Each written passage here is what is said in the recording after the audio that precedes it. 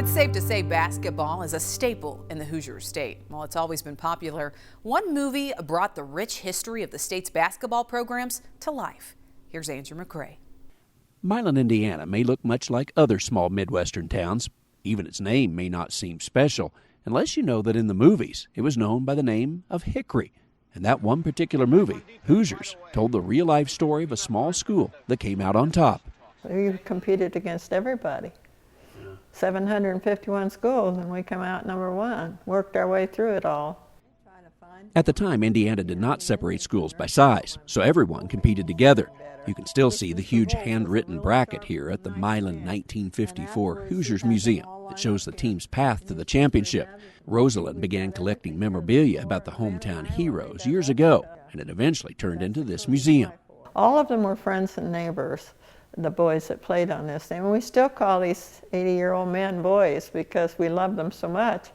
But they just were small town, and anybody that's lived in a small town knows what it's like. And they lived in the rural area, most of them around the town.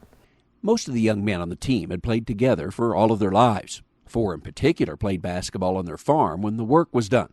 A hoop on the barn served as the goal. That dirt court would influence the way they played. And they practiced all the time and played together. They didn't know they were going to do what they done. But anyway, they tell the story about that they always went to the right because there was a manure pile on the left of their goal where they played, and they always knew, so they got into this habit. In the movie, Gene Hackman portrays an older coach with a checkered past. That was not the case for the real-life coach in Milan. Well, the coach, Marvin Wood, came here. It was his second year here when they won the final, the 1954. But he had coached here, and he was only 26 years old when he came. The team went to the Final Four in his first year and won the championship the second year. It was a moment immortalized in the movie Hoosiers.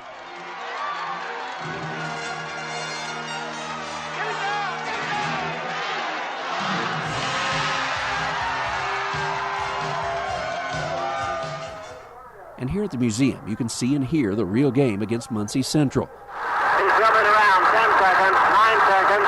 Bobby Clark dribbling, 6 seconds. Clark going down, jump, shoots from the circle, scores!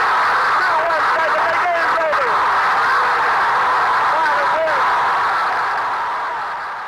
After winning the championship, the team stayed in Indianapolis on Saturday night and returned home on Sunday.